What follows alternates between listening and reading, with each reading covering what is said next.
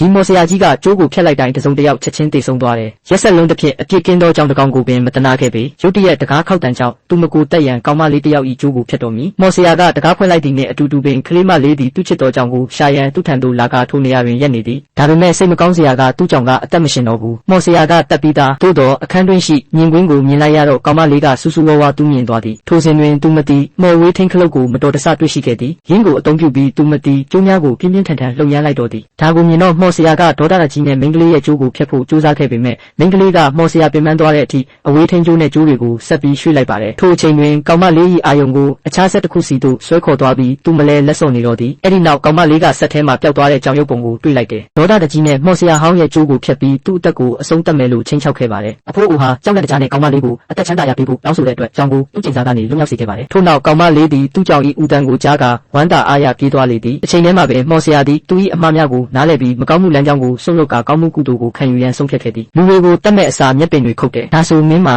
အိမ်မွေးကြောင်လေးရှိလား